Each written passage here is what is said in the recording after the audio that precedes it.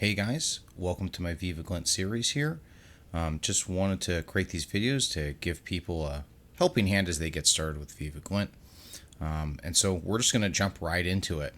We're going to kind of go ahead and pretend we're setting up a brand new tenant so that way we know all the things that we need to do to get started. And the one thing that's really important to kind of explain that even though Viva Glint is a Microsoft 365 product, it actually has its own directory of users that it accesses and that you need to set up. And we're going to jump into that a little bit deeper, but what I'm trying to explain, at least to start off with, that I think that might be confusing for a lot of folks, is that these users here that we see inside of Microsoft 365 Admin Center, when I'm on the active users here, none of these users are actually inside of Glint. We're going to have to add them manually. And if you're accessing Viva Glint for the very first time, we actually need to give you access so that way you can log in. Because without that access, it's going to be locked down and you're not going to be able to get in. So I'm going to show you, first things first, how to add yourself as an administrator. So let's get started with that. To get started, we're actually going to go ahead and need to hit show all first, and then we're going to jump over to settings, and then I'm going to go ahead and start off by clicking on Viva here. Once we're in here, we can actually hop right over to Viva Glint. Now you're going to see a number of administrators that are already added, but just to show you how this works, if you're starting off for the very first time, you're going to want to say assign Viva Glint service admin. So let's go ahead and do that. I'm going to go ahead and select it here, and we have a bunch of different users here. So I'm going to go ahead and start by adding a new one. So when I hit add user, it's going to pull this up here, and I'm going to go ahead and add Bruce Wayne.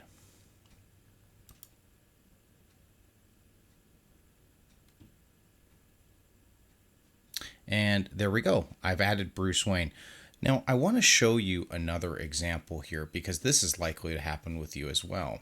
I'm going to go ahead, I'm going to add a new user here, and when I select this, I want to show you what happens.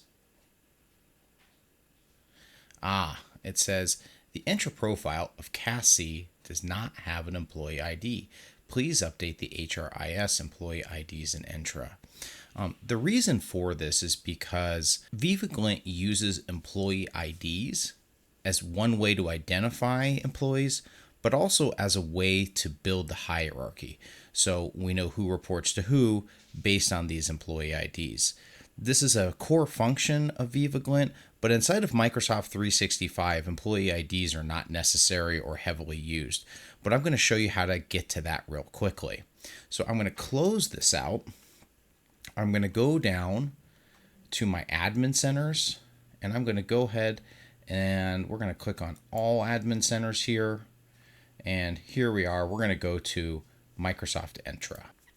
Okay, so I'm looking here at Microsoft Entra. I'm going to go ahead and go to users, and then I'm going to go ahead and find Cass here. When I click on edit properties, I'm going to have a bunch of different options. I'm just going to jump straight over to all. When I scroll down here, I have a section for employee ID. I'm going to go ahead and I'm just going to use a random number here. Okay, so that's Cass's employee ID. I'm going to go ahead and save it. And then what I'm going to go ahead and do is I'm going to head back over to my admin center. I'm going to go back up to Viva in settings. I'm going to click on Viva Glint. I'm going to go back to assign Viva Glint service admin. And now you're going to see that when I try to add Cass, it's going to go ahead and work there. So hopefully you followed right along there. And this is, of course, you're going to be adding yourself in this case. And now that you're added on here, when you see this, now we know that you can go ahead and sign in to Viva Glint. Now that I'm inside of Viva Glint, I want to show you an option of how you can give admin privileges to an existing user, because as your team grows, you're going to be adding people on, and you don't necessarily need to use that portal to go ahead and add an administrator. So let me show you how that works. Here, I'm going to go ahead and click on the configuration panel.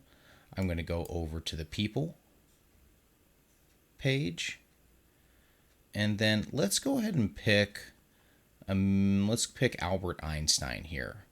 I can see here these are different roles that we use, and as you can see, this is a testing tenant, so you're going to see some funny phrases and some basically different ideas and groups that we've used as jokes, and hey, Albert Einstein's kind of one of them here. But let's go ahead and talk about that. I can see here he's an active employee. These are different groups that we have, but these are not admin privileges. So I want to go ahead and edit his roles. And I want to go ahead and give him company admin access. I'm going to go ahead and save it. Now it's going to say, hey, are you sure you want to grant all access to Albert Einstein? This is going to give them access. They're going to be able to see everything and do everything. In this case, I'm going to say yes. Let's go ahead and grant access to all of them. So that is something that now Albert Einstein can go ahead and he's going to have admin access that he needs since our team is growing and we've added him as an administrator. There's one other area that I want to show you. By default, advanced configuration is turned off. If you're an admin, there is a 95% chance, I would say, that you're going to need to use the tools that are inside of advanced configuration. So if you're in here, you want to click on this pencil and just go ahead and enable it. You can actually do this for yourself. If you're an admin, you're logged in as yourself, you can go ahead and make this change yourself also. So I just want to point that out while we're in here. Another area I want to go ahead and spend some time on are the differences between active users, company admins, and support users. Okay, so if I click on the people page again over here, I'm going to see that I have a couple of different choices. We have active employees and we have support users. Support users are great, but they are kind of specific. When we talk about support users, we're usually talking about adding people who are outside of our organization. Maybe you've hired somebody to help you with Viva Glint and you want them to have some access, but you don't want them to have access to absolutely everything, like data uploads and things of that nature. That's where you can go ahead and add people for this, okay? The reason I bring this up is a lot of folks get into trouble with adding support users because it looks very appealing, just kind of like how we use Microsoft 365. We can go ahead and click add and we can just go ahead and type somebody in here. This is not really what you should be doing though if you're trying to add people inside of your organization. Support users are, like I say, really intended for folks outside of your organization. The reason is because as a support user, it locks them into being a support user. You can't just convert them over. You can't simply recreate a user. You have to actually go ahead and delete a user and then recreate them as an active user. Now, in a separate video, I'm going to be going over creating the CSV files that we use to upload users to, but I really want to highlight this early. Don't go in there and start creating a bunch of users for folks inside of your organization as support users because you're going to create a lot of extra work for yourself. Okay. Let's go ahead and say though that you did make a mistake and you need to get somebody out of support and you need to have them go into an active user role. So let's go ahead and use Ryan Jim as an example here. So let's say, for example, Ryan Jim, he's part of our organization and I need him to become an active employee. Okay. If I try to add him right now in an upload in the CSV, it's going to give me an error because it's going to say, hey, Ryan Jim is already created and you can't create another user like him. Okay. So how do I add Ryan Jim? Well, I can open him up here and then you're going to see under actions that I can go ahead and delete this user. However, we actually don't want to delete the user outright. The reason we don't want to do that is because when we delete users inside of Viva Glint, they actually go into a soft deleted state. And even though somebody's in a soft deleted state, when you try to add them, you're still going to come up with an error for about 30 days. Within 30 days of any deleted users, though, they should get blown away completely, and so they go from soft deleted to hard deleted. In that case, you can recreate them without an issue, but most of the time when you're doing stuff like this, you're going to want access to it right now. So let's say I need to go ahead and add Ryan Jim right now. What I actually want to do is I want to go ahead and click on this pencil icon here.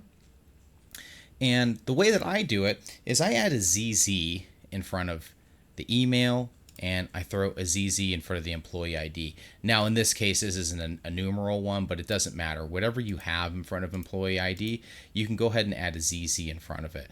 And just for fun, I'm going to go ahead and add a ZZ here and a ZZ here. Why do I do this? Well, this makes it easier to identify if I'm ever looking through anything, if I ever come across anything, and I'm seeing something with a ZZ in front of it. I'm going to know that this is intentional, that this is a user that I want to become inactive. So when I go ahead and hit Save Changes here, we're going to see everything change. And now if I want to delete this user, I can feel free to do so, because I'm not going to create any conflicts, because now when I go ahead and add Ryan Jim, there will be no conflicts because I have gone ahead and added the ZZ in front of the email. So that's just a little trick there. But yes, going back to this, if you need support users, we want to go ahead and use support users for basically external employees, maybe folks that you're hiring, consultants, etc. But generally speaking, not a great idea. Internal employees, you can't invite them to surveys. They're just there for assistance. Okay. I also want to highlight here, here's an example of a user that's deleted. Generally, you won't see these, but I want to just highlight what this is. I did some finagling within the tenant here just to have this example available. So just to point this out, this is what it looks like when a user is completely deleted and blown away.